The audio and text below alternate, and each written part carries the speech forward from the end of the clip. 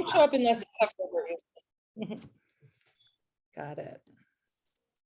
All right. Well, hi, everybody. Thank you for joining us. This is really exciting. I think that this is a topic that a lot of people have really been interested in, on how to price yourself. We get this question all the time, like, how do you know what to charge? How do you know your worth?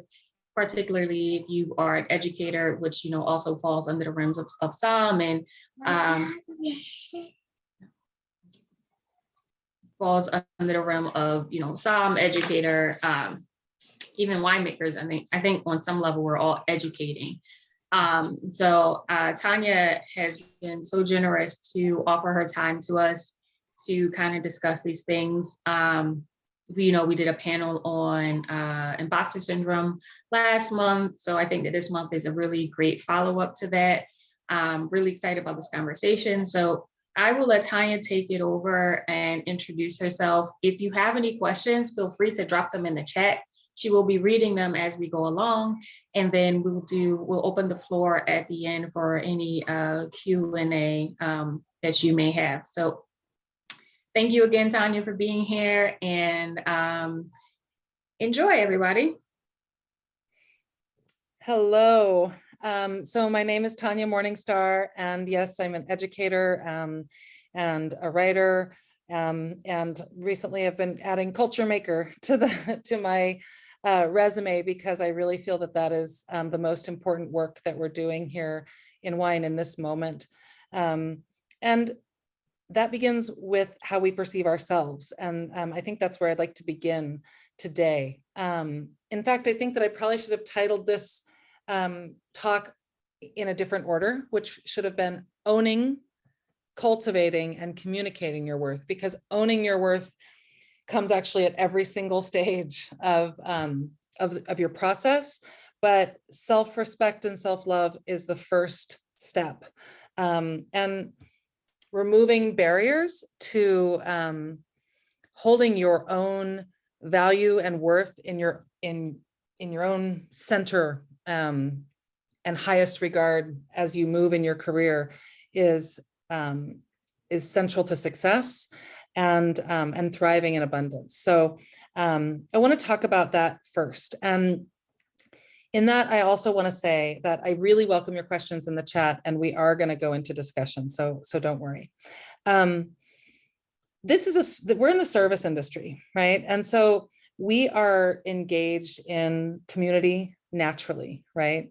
And this is a community that historically has been very exclusionary, right? It's a community around a product that has a long history of being a product for the wealthy and connoisseurship for the privileged. And our culture right now, we're in the middle of a culture shift where we have some opportunities to make wine something that is not just, we're not just talking about price points or anything else. We're talking about our ability to access our own relationship to wine, right? That everybody gets to show up and be worthy of tasting, of talking about what you experience, about posing questions and investigating the factors around wine, this product that we love so much. So I think that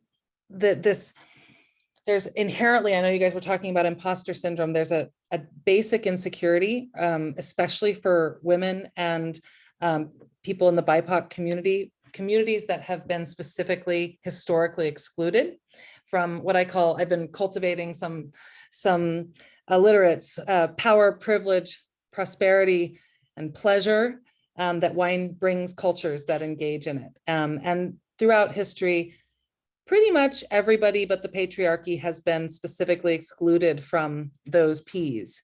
But we're in a moment where we have an opportunity to change that. And within ourselves, as we approach wine, most of us have a feeling that we either, someone else has more interesting thoughts than we do, someone else knows the answers that we don't, somebody else tastes something that's more correct than we taste, that if we use our voices and speak out about our experiences and our curiosities, that we're going to look stupid or be ridiculed or lose the place at the table, right?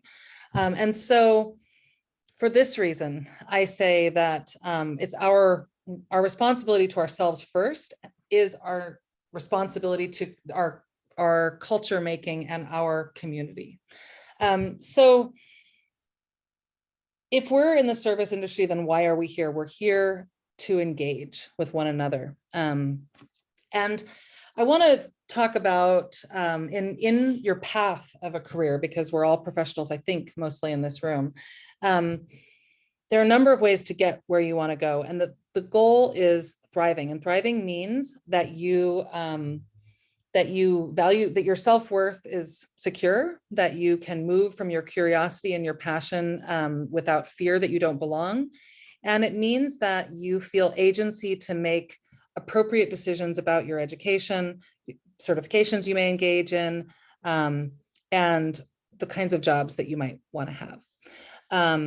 It also means that you have the tools, ability, and belief that you deserve to make enough money to have a reasonable lifestyle.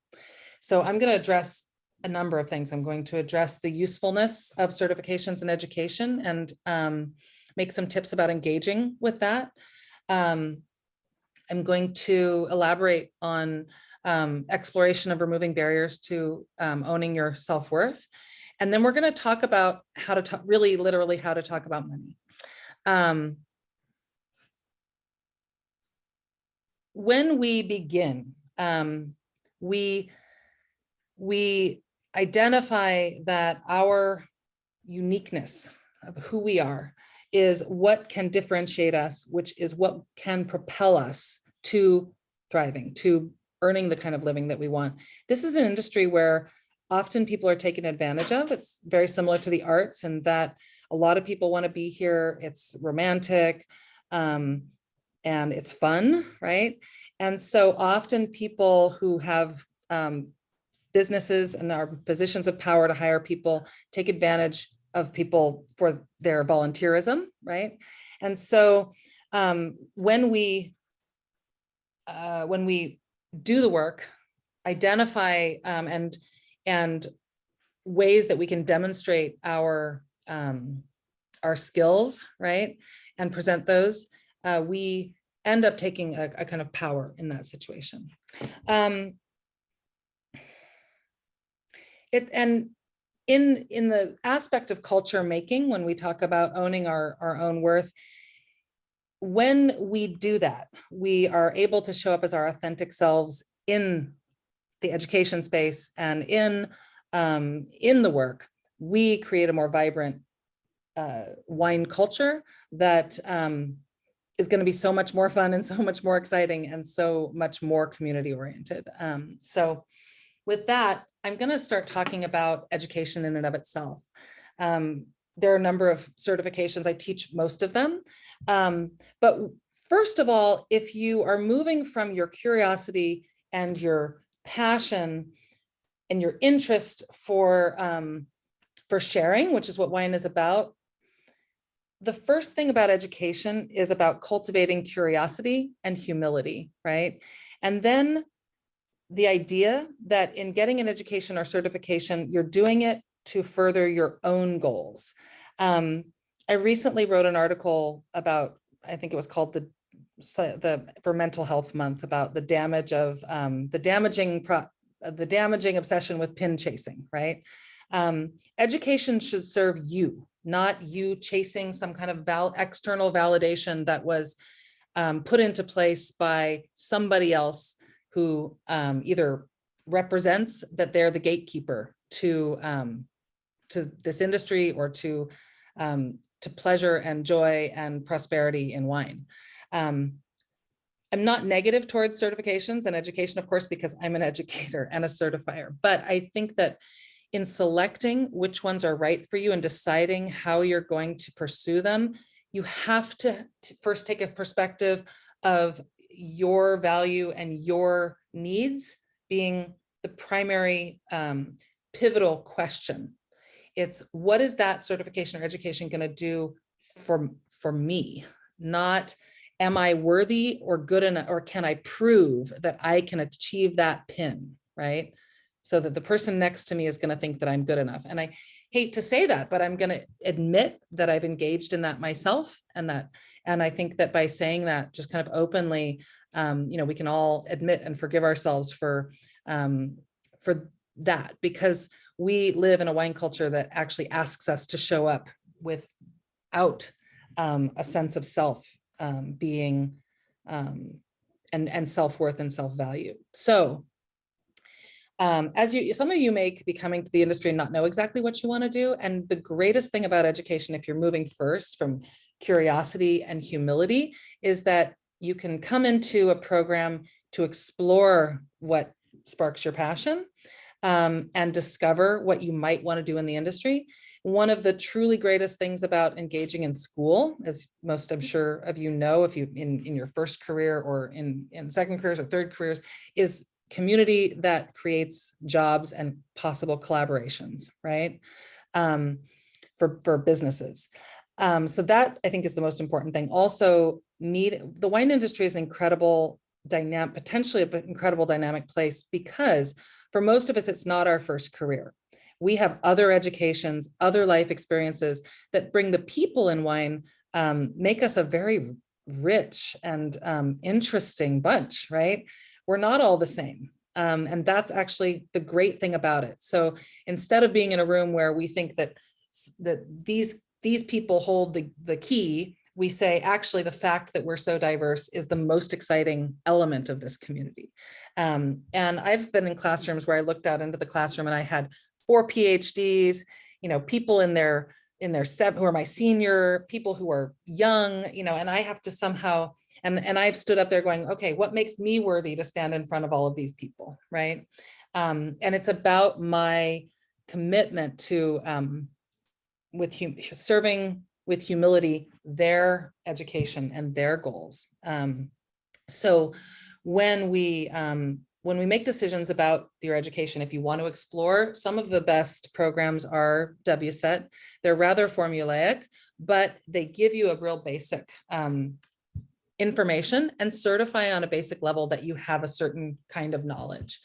Almost all programs are going to require an examination that boils your wine experience down to something that is so much less than the vibrancy that is your passion for wine. And so it's a box that you're gonna kind of figure out how to climb inside, right? But it's really important not to get stuck inside that box, that is the validation, that is the only way of talking about wine or thinking about wine in whatever methodology these different certifying bodies or schools of thought extol, right? These are tools for you. So what do you want to learn? How do you want to discover how you can demonstrate, that discovery? And I think that when we approach, I can certainly take questions about which paths to take, based on what your interests are. But when we approach the learning through that lens, I think that the most important thing is to create context, right?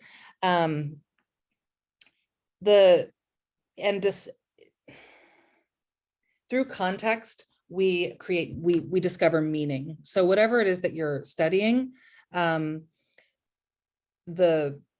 box that it exists within is not the ultimate thing. That information is a launch pad for you to discover your passion and your joy, essentially, and how you can share wine. So different programs are good for different people, and all of them will have people in the group that want to tell you that you have to do things a certain way. Those certifications are rigorous. They require a lot of discipline. And for that reason, I think a lot of us, if we're coming to this space afraid of failing, it's tempting to look at somebody else and how they succeed or how they seem to be succeeding and try to emulate their methodologies. But if we continue to look back inward and say, my uniqueness is the starting point, then it's also the uniqueness of your brain and your personality that will lead you to study success. So I'm not a type A personality. I'm a creative thinker, for example. I spent a lot of my life in classrooms looking at the type A'ers who were getting the really good grades and trying to, and going, what are they doing that's working? And banging my head against a wall, doing things in a way that works for somebody else's intelligence, right? And that is not showing up as my authentic self. And that is not, it's dysfunctional, right? And it doesn't cultivate the highest level of critical thinking. And so for me, there was a moment when, as a student, and I was already an educator when I discovered this, that I realized that if I looked at the way that my brain worked and put that as my value system, as the center of how I was going to create my study materials, that at that point, all of the information was going to click into place and be available for me when I took this exam that was going to be in a formula that I wasn't going to design, right? So that I could study through my creative mind and still demonstrate it through a really kind of strict and linear exam format. So I encourage everybody, you know, if, in terms of success, instead of chasing the pin for the external validation, to ask yourself, what is it going to do for me? And also, how am I going to approach it that is going to evoke the most meaningful and impactful experience through that education, right? Spark my curiosity and create connections with the information that makes that information available to me, not just in the exam, but when I need it in my work and in my pleasure with wine as well, right? So I'm happy to, you know, take more questions about that as well when we get there, because there are a lot of different ways to study with maps and study with, you know, memorization that helps people who are not linear thinkers to succeed at actually just remembering stuff. And so with that, I think that we get to the point where you've hopefully kind of reconciled your, you know, yourself, identified an educational path that you might want to take. If you want to work in restaurants, you might be going through the court master. If you don't know what you want to do, you might choose WSET or the Society of Wine Educators. Especially the Society of Wine Educators is great if you are really self-directed, because they usually don't go along with classroom learning. They also don't create the same kind of community that WSET creates, but it's a lot less expensive and kind of easier to achieve and more flexible since you do it all in your own time. And those are kind of general areas of study. You might choose a, you know, if you want to make wine, you might engage in a community college program or a university program. And once you get there, you have to ask yourself realistically how you're going to get to the finish line, right?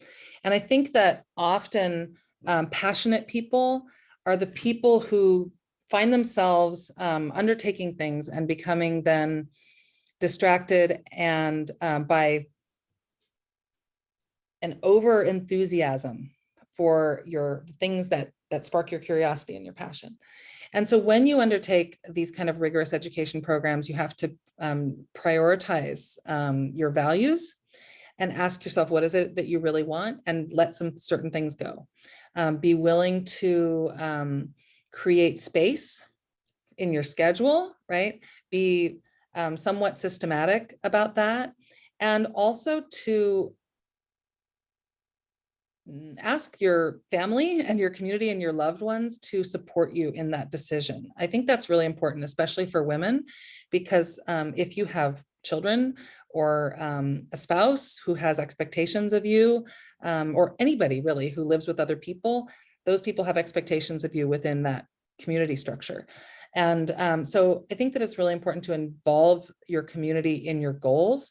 And get them on board with the kinds of sacrifices that you're going to make and the sacrifices, what that might mean for them as well. In terms of, you know, for me, it's my kids, that they understand that sometimes I'm going to be working or I'm going to be studying. And that means that we find a structure for them and they're not going to have me during that time. And there's a reason for that that is good for all of us, right? And get people on board with that, with the things that you want to achieve.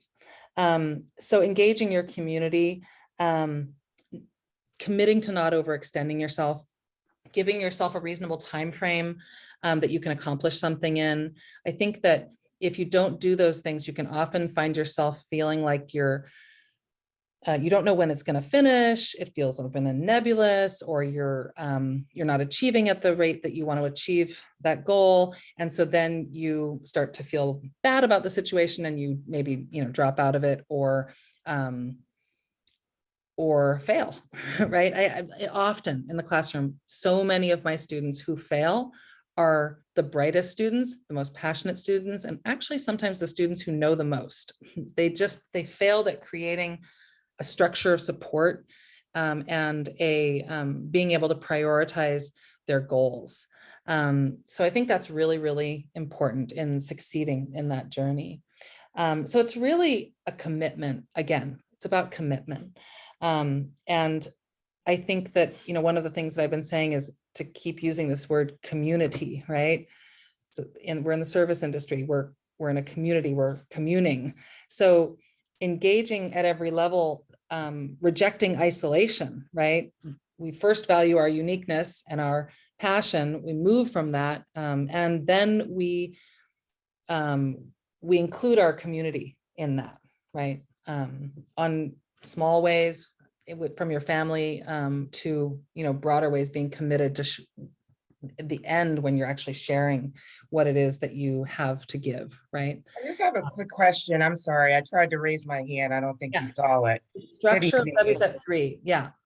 I have a quick question. Mhm. So we talked about our community and our village, and I'm struggling a little bit because I get excited and I share with my family and my village my goals. Mhm. But then when you share it, I don't know about the rest of my family here on the phone, but sometimes they can put pressure on you because you're telling them, "Hey, I'm passionate about wine. I want to pursue this," and then you tell them you want to become a winemaker, and they'll say, "Oh, when's your winery open?" I'm like, "What are you talking? I just said this was my passion. This is what I'm starting to do," and then you start to pursue those passions, and you tell them you passed this exam, and then because they don't know, they're trying to support you, but then they're also rushing you to the finish line, and you're trying to tell them this is a journey. This is not a sprint. So that's the only thing I struggle with. I actually have not been sharing as much because I find when I do share that it puts more pressure on me because they have an expectation and I'm going to get this, and this done. If that makes sense. I see Yeah. folks shaking their head, but that's the only thing I'm struggling with now is what to share. I've learned with leadership classes to some things you need to keep to yourself until you're ready to release it. But I don't have any children. I don't have a spouse. So it's a little easier for me versus when you have family in the house and things of that nature. So I just wanted to make that quick comment. That's all. Yeah, I think that it's your choice about how private you are. What obviously when you have children or elderly, or that you're caregiving, if you're caregiving anybody, that is a situation where you have to really include people to support you, or you probably won't succeed, right? But if you're on your own and you have that kind of freedom, then it is your choice to be as private as you want. And I encourage you then to engage in the community of your studies, right? The community of people who are doing the same thing as you. You don't have to talk about everybody and, about all of your goals with, everybody in your life, but sharing your struggles and your goals with other professionals and students that are engaged in a similar path is, I think, the right place maybe to put that, to get you out of isolation, keep you in conversation, keep you in opportunity to be able to access the kind of the discourse that is required to undertake academic certifications. So I guess it's who you decide who to talk to, who do you have to talk to, if and who do you want to talk to. And so there's no, the word should is really something that I am not going to say to you. The whole point of of valuing your coming as your authentic self is that you set the rules about how private you are, about how much you share, about how you want to move, about what you want to do. And you ask yourself, how is this going to work for me? Because and the reason that I stress that is because I think these structures are mostly designed from a perspective of not what are we going to do for you, but how are you going to meet our expectations, right? And I think that as a student, nobody's going to flip that script for you but you, unless, some brilliant and wonderful, real educators that change people's lives do that. But, those are not in every single classroom. So it's up to us to center ourselves at that. And when we start talking about money, I'm going to return to this idea that somebody else's expectations are that you don't come in a deficit, right? You come in a position of power, in a position of that you have something to offer, that you are committed to cultivating something to offer, right? And that any educator, any certifying body is in service of your potential gifts, right? When you move from it in that way, it helps us to release fear of failure, fear of not being good enough. And when we share within our community of students, it also helps us to, you meet, okay, Annie over here is really good at math and likes to make spreadsheets. And oh my God, I can't study that way, but she got a 97% on that exam.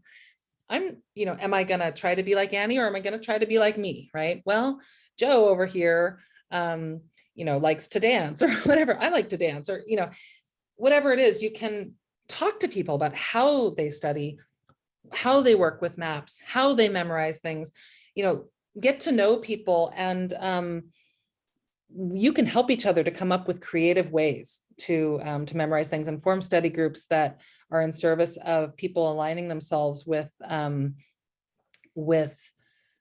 studying through, in ways that is going to work for you. Right. So I think that's really useful. And that's one of the benefits of actually being in the classroom as opposed to studying online, is that we can learn a lot about ourselves by studying with others. That being said, for me, even though I'm a very social and community oriented person, I love just sticking my face in a book and maps or whatever, or a glass of wine, or all of the above at the same time, and taking a lot of time to myself with that. Right. The next step is that then we share it, and there's a lot of different ways to go about that. So I hope that answers your question. We don't should do anything, right?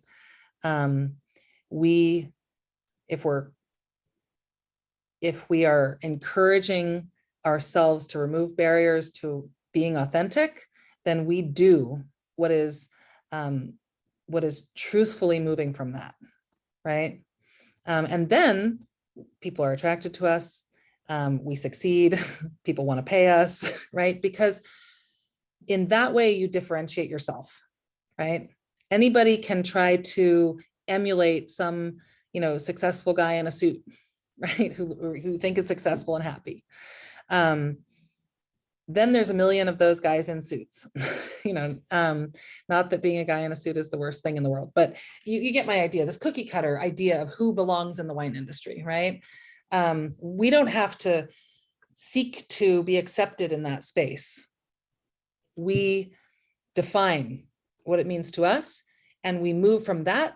And that makes us, I always say, shiny pennies, right? It's kind of scary, to say, I'm gonna move from my authentic self, and I'm gonna show up that way, even if it looks different, even if people don't seem like they really want to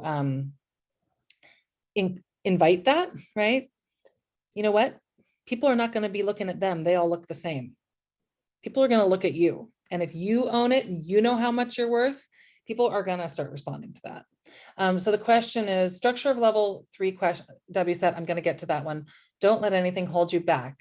This last year, I went on a sabbatical from my main job to learn in the cellar in South Africa. Amazing. State your case, believe in you, and always trust your gut. Yes. Beautiful things happen when we decide that we're going to move that way, and reject conforming to conventions that were created by somebody else in some other place, year, century, gender, culture, color, right? So I think that's really where we find our power. And thank you, Justin. Yes, it's wonderful. And being brave, taking risks, when you commit to following through, is what leads us to really exciting things happening. But you have to also commit to following through and commit to asking yourself what it's going to take, right? Realistically. And then ask yourself if you're willing or capable at this moment in your life of doing that. Because sometimes it's not that we're not willing, but it's that we're not capable. There are things happening in our lives that make it so that once we assess whether we're able to embark on a certain set of goals, it's not realistic. You know, it might be better to wait or to make an adjusted set of goals, right? That you can succeed at in steps. So then if we undertake commitments that are unrealistic for the truth of our situation, whether it's, a family situation, a health situation, or, personal situation. And then when we fail, it can be so devastating that it can actually derail us from ever getting off the starting line again. So assessing where you're at and what you're capable of in that moment and what your path to success is I think really important. I think that I want to talk now, if there's any other, let's answer the WSET question, I think. I teach WSET all levels. And it's interesting because I have gained so much from the systematic approach in tasting wine and also in study.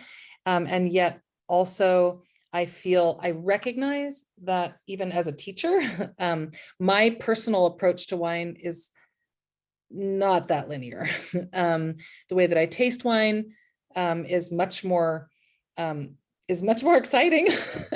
When we learn how to analyze the structure of wine from a really practical way, it's important not to get stuck in that for the rest of your life. One of the things that I'm most proud of in my life is being one of the 60 global ambassadors to the wines of Bourgogne.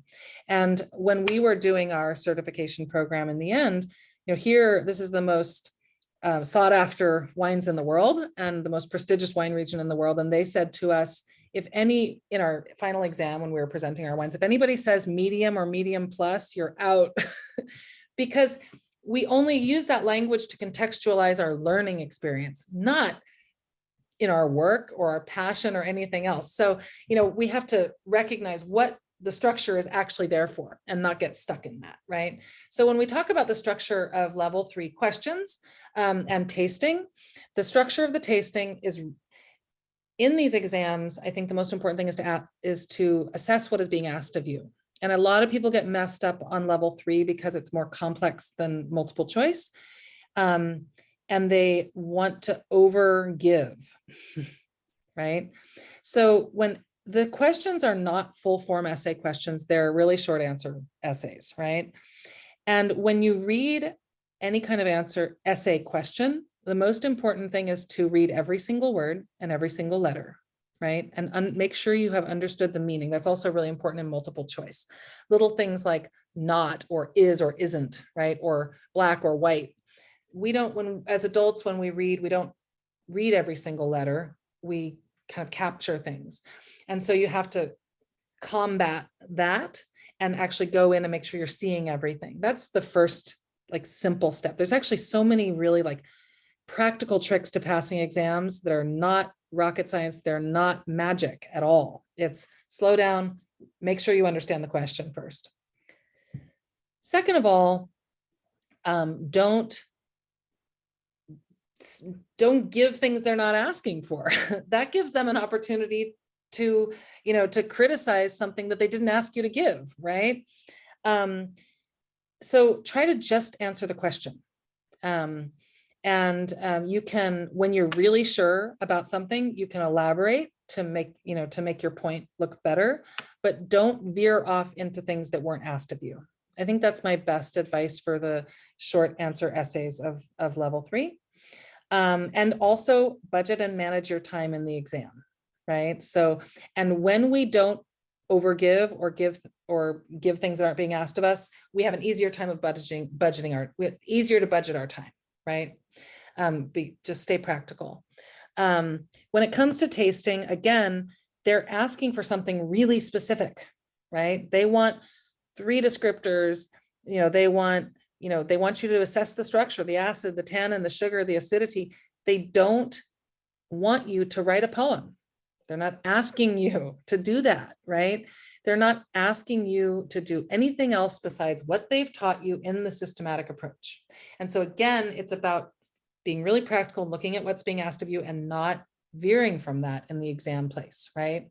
The place to veer from that and, show everything we can give is somewhere else. So I hope that helps. For many of us who are really passionate, that's difficult to rein ourselves in that way, but I really think that it helps with exam success. Any other questions, I guess, while we're here? We don't have to go to an end of the time, Q&A. Any other questions about exam approach, exam success?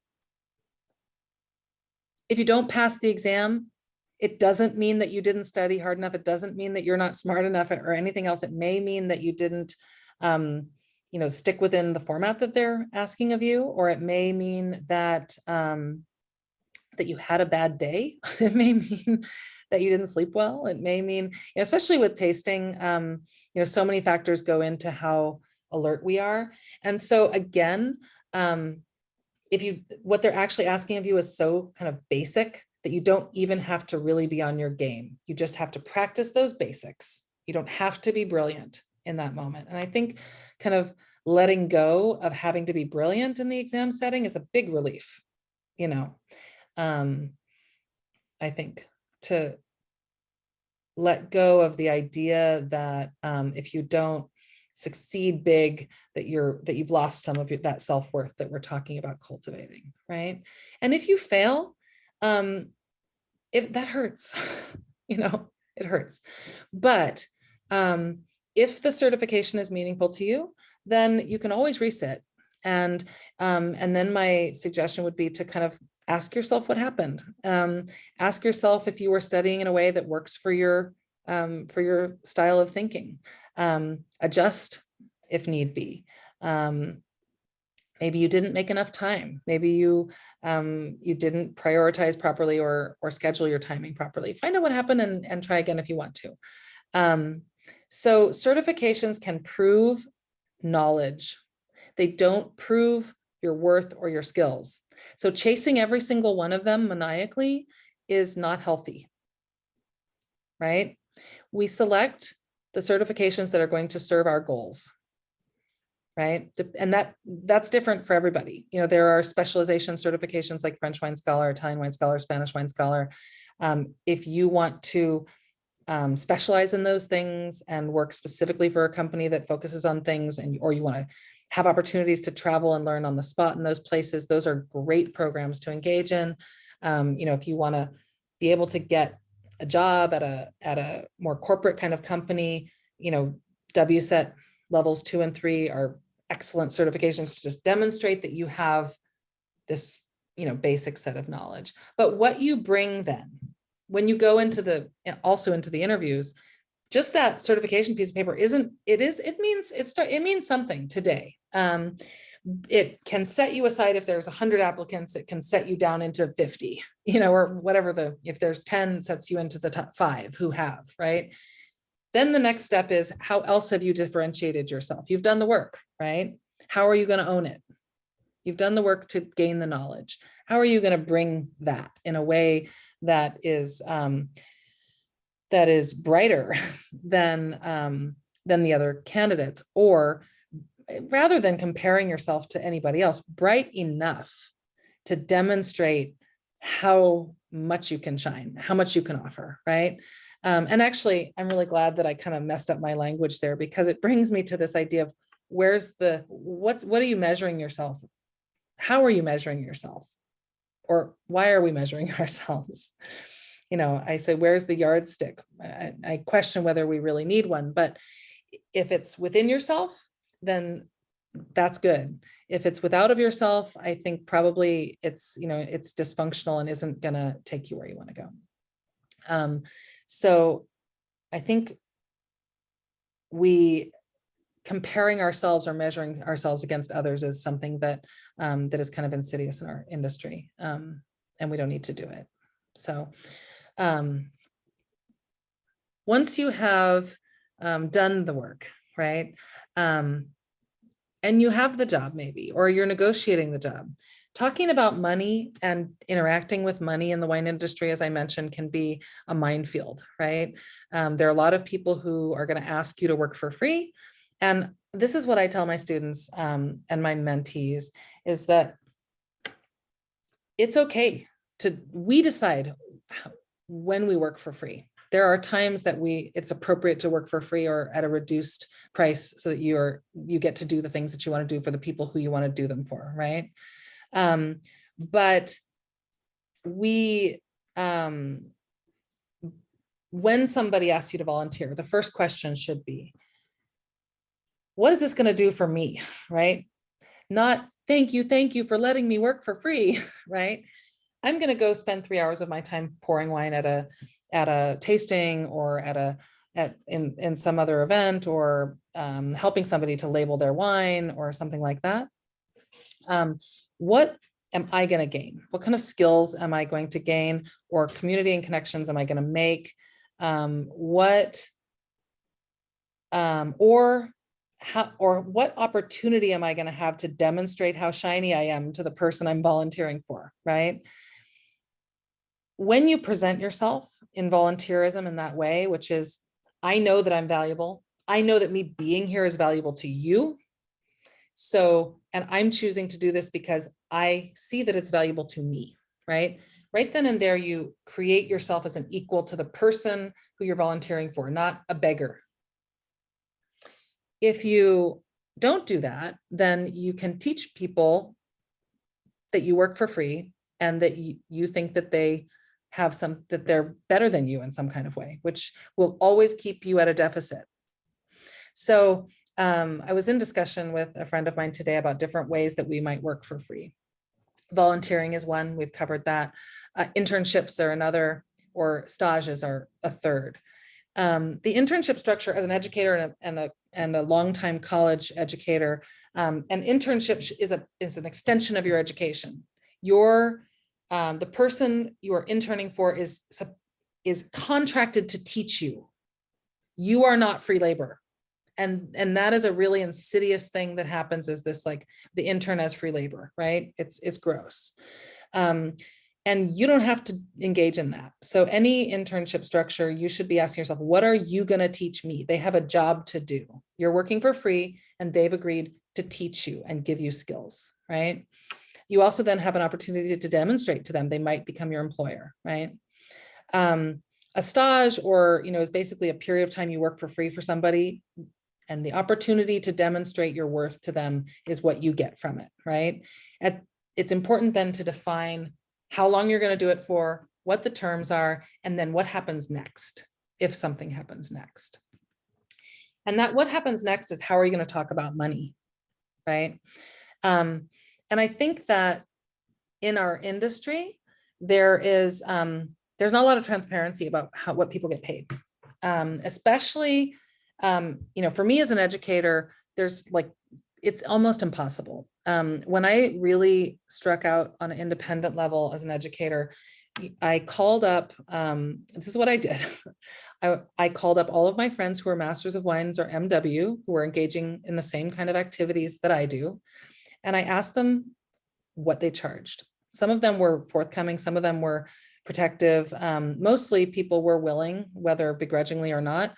But I tried to, I just called up everybody I knew. I asked them, what, do you do this? What do you charge? And I think it's important for me to I am always transparent about what I charge. I'm willing to tell my students, my colleagues, because that creates, puts people in a power position to make decisions about, about what to charge in different periods of your career, right?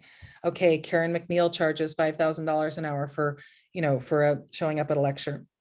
I charge $2,000. I didn't write the wine Bible, right? But this is where I'm at in my career, so I'm able to kind of gauge that and that appropriate thing to charge only if I ask.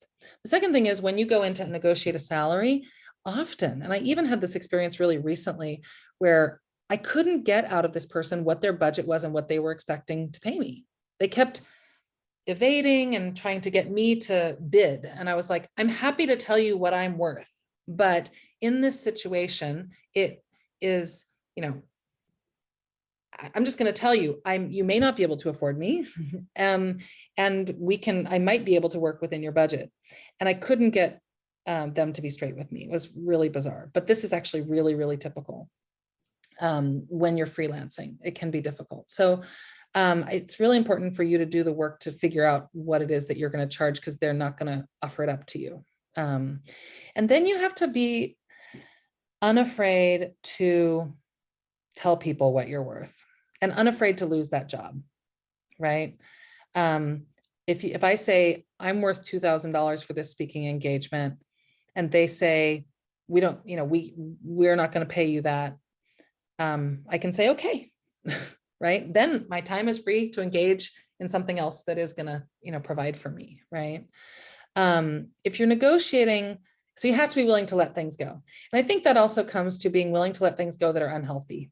So not just about money, but if you are engaged in a workplace situation where that is unhealthy, where your superiors are, making you miserable and not valuing you. And, there are other fish in the sea, so to speak, right? You are the one who is valuable, right? You've cultivated that worth, you've owned it, and you don't have to grovel, and you don't have to put up with abuse. You should be, well, it is healthy to be willing to walk away from things. And willing to let jobs go if they aren't going to take care of you in the way that you need to be taken care of, or allow you to show up as your authentic self, whether that's, whatever that is, right? So when it comes to also asking for money, I want to say that, that there is, I think there's this secret that, I'm just going to come out and say it. The patriarchal structure of our society is such that generally white men are ready to talk about money, and the rest of us are afraid to talk about money, right? We're afraid that if we talk about money, we ask for money, we're going to lose that opportunity, right? But when you get into a space where you're being asked to talk about money, you may be surprised that that person on the other side is ready for you to do it, that's actually how the structure is set up, right? And somehow that's kept secret from us, somehow for some strange reason, right? And so in preparation you've cultivated your worth, you've owned your worth, then you have to be willing to ask for what you're worth. And you will probably be pleasantly surprised that the people in the decision-making places are ready for you to do that. They're not going to offer it up to you, but when you approach it with bravery, they respond, because that's what white men do. Just honestly, that's what they do. So don't be afraid to do it. If you've gotten to that point where you're worth it and you know what you're worth, then ask for it. I had a quote that I wanted to share with you guys about volunteering, about giving things away for free. It's a quote by Nicole Barbe Ponsardin-Clicquot, also known as the Veuve Clicquot or Madame Widow Clicquot. And I like to call her by her first name because for complicated reasons, I think that an amazing woman like this should not only be known by the name of her husband. So I like to use her full name. And if you ever have an opportunity to dive deep into the history of, women's exclusion and the Napoleonic Code and what it meant to France or Champagne, there's a lot of lectures of me on the internet, talking about that stuff. So it's a favorite subject of mine. But anyway, she was an incredible woman and a brave woman. And during the years of 1800 to 1815, the Russians occupied Champagne. And they're kind of brutes, and they came in and they drank a lot and they drank whatever they wanted. They took whatever they wanted. And she let them, she didn't put up a fight. She said, today they drink, tomorrow they will pay. Right. So when they lost their position of power, when they no longer occupied Champagne, they had developed this incredible thirst for her wine. And Russia was her most powerful market for the rest of her life. She made so much money off of the Russians. So she made a decision. She was like, in this moment, I'm going to give it up. Right. But I'm going to make sure that I benefit from this situation. So we can kind of take that as an inspiration. So let me see how I want to kind of wrap up. I think that I'm open to more questions. I hope this was helpful. Good. I'm glad, sitting here on the other side of a Zoom call, trying to, figure out how to share this with you guys is less fluid than being in the same room together when we're learning. But is there any other questions or things people want to talk about? So I just have one quick, question. So I've been working at a winery for a year now. And when I first came in, they were paying a certain percentage. And then they just abruptly changed it. And this is my second career. So I know how to negotiate. I know what I'm worth.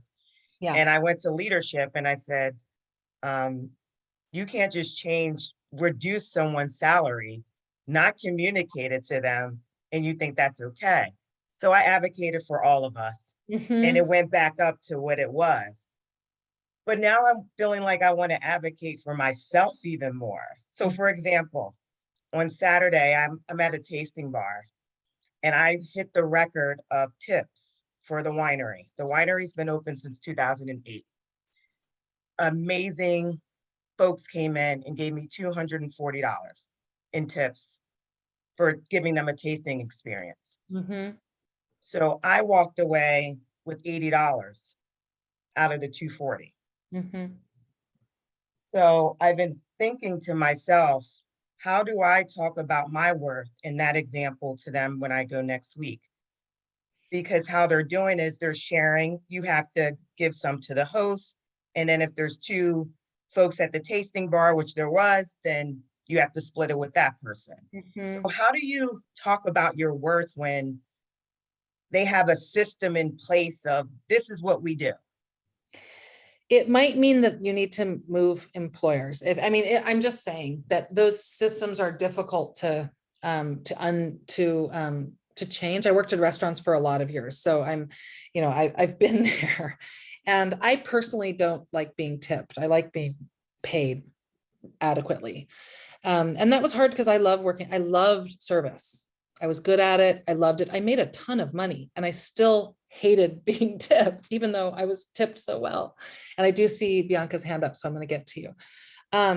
So because tipping is this kind of, it's a system that puts us at the deficit, again, as the beggar, and subject to somebody else's mood, how much they like you, how, on whatever level. It can be nefarious or non-nefarious, or just, how well they slept or how much they liked, whatever it is. So there's that. Tipping is problematic, but inside of each restaurant, you could bend try to get an audience with the manager or the owner and ask them to tell you what their methodology is for creating that tipping structure and why they think it is good for their employees. Put it on them. Ask them to tell you why they made it like this. They might not be able to, right? And if they aren't able to adequately articulate it, you could then, if you elaborate some ideas before you come and say, I've been thinking about this, right? And I think that everybody might be better served here by doing it this way, right? But I would ask them the question first, because that also puts them in a position where you're saying, hey, I respect you. I want to know, why you're doing things this way, so that I can better understand it and be a better team member or whatever. But I think frequently you find in that management, that level, that these things are kind of like they heard someone else did it this way, so they're doing it that way. And you might find that they're open to doing it a different way, potentially. Yeah. I was thinking that my partner was knocking at the at the door to our hotel room. So does that answer your question? Yeah. Okay, let's see. You need to up your base pay. Yeah, I mean, that's the thing. Even in a tip situation, I think we all need to be advocating for having a base pay that doesn't put us at the absolute whim of somebody's opinion of you. That is not respectful. It creates anxiety and can create mental health problems, and around, an income that is unstable, right? So yes, talk to your employer about giving you a base pay that is going to keep you safe, and having tips be an extra. Any place where all you make is tips, to me, that is damaging, and it's an abusive structure, really. So, okay, so Bianca, I'm sorry, you had your hand up. I think we're coming to kind of the close here, but you had a question. Go ahead. Or maybe that. I really was just I put the reaction up. It was me clapping to what you said. You prefer to be paid and not tipped, and I feel the same way. But also, just Stephanie, to your point. I feel like walking into that next conversation, this is what would give me anxiety in any space, just being in the workplace, and also being a Black female in the workplace, is I went in and I advocated for myself and my team the first time. Now I'm having to go back in and advocate for myself a second time. And it's almost like mentally, I have to prepare myself to be okay to walk away from that situation if they decide that they either don't want to hear what I have to say, or they're going to retaliate against me in some way, or I feel like I'm going to be walking into a situation where it's become hostile and it's not fun and it's not, my passion anymore. Not to say that wine would not be your passion or my passion anymore, but now I'm having to put myself in the frame of mind of, okay, now where do I find myself after this conversation if they decide that it's not something they want to even entertain at that point, even navigating those types of anxieties. And even to your previous point about not sharing things because people push you along. I experienced something quite opposite. I shared things and realized people don't understand, therefore they will tear it down, or they will minimize it and say, oh, how's your little wine thing going? Well, it's not really little to me, but people don't think about the verbiage that they're using when they talk to you with things like that, even at work. Oh, well, you make these little tips. Well, those tips are not little to me, That's my livelihood. So just thinking about it in both ways and from both perspectives, because I still have family members who are like, oh, you still do that? And I'm like, well, yeah, I love it. Like, it's not my bread and butter at the end of the day, but yeah, it keeps me sane. It does. So there's just so much points that I've been taking from things you said. Yeah. There's so much that you've said there that's really important. Actually, I just want to break down a couple of things. So I'm Native American on my mom's side. So a lot of my family lives on a reservation and has been very damaged by alcohol. So it's not popular with all of my family that they're not gonna, they don't understand, right? Or in certain community spaces that I show up in, and people say, what do you do? I say educator, right? Because I don't know that in every single context, I need to make everybody understand, right?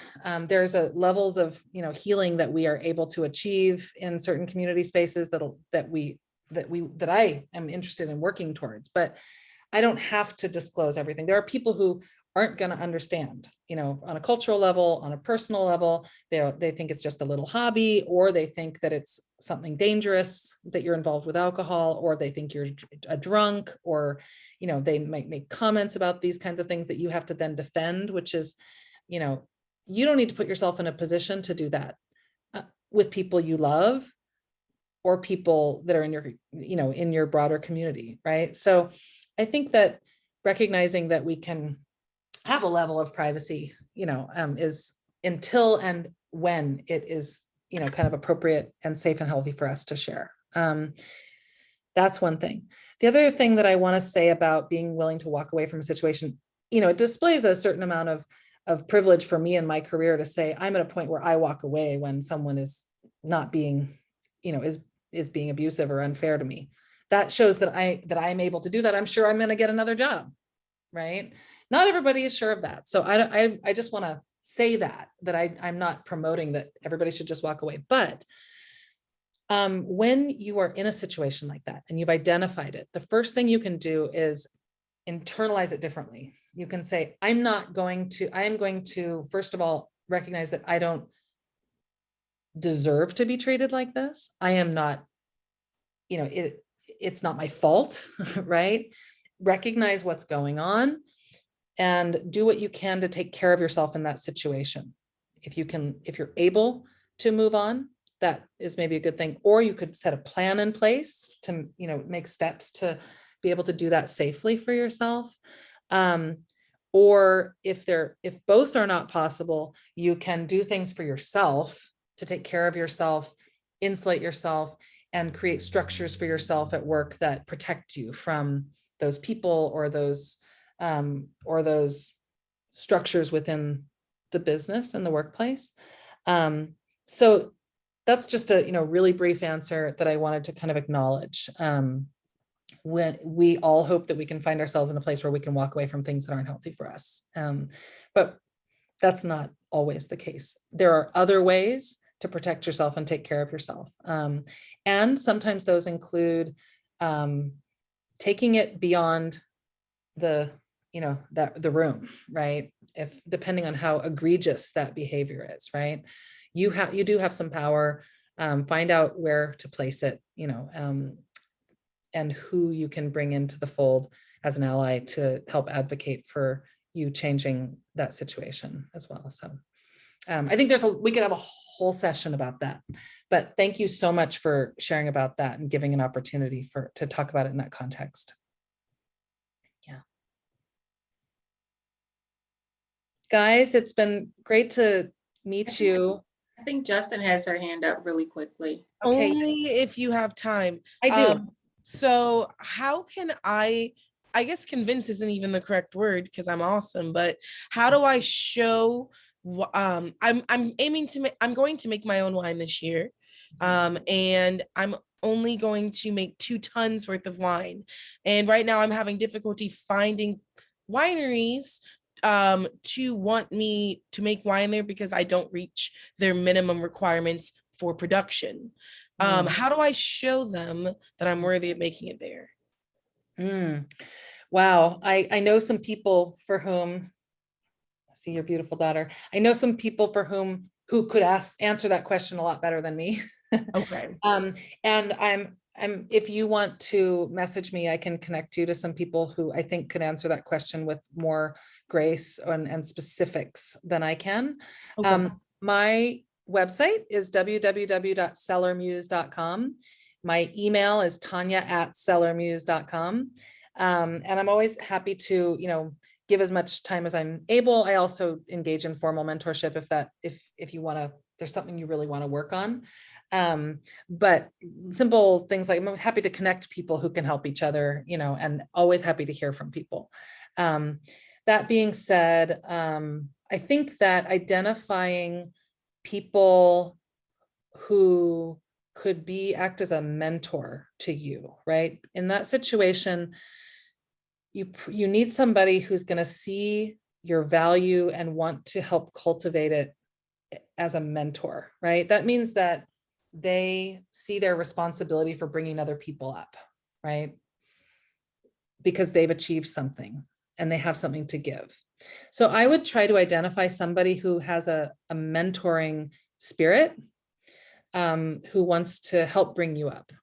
And then try to cultivate a relationship with that person. And if you don't know that person already, but you identified them, you can ask for a meeting with them and say, I want to get to know you. I respect you. I'm looking for a mentor. I'm looking for somebody to help bring me into the industry. And you'd be surprised, a lot of people feel that that's their responsibility to engage that way. Yeah. Thank you. You're welcome.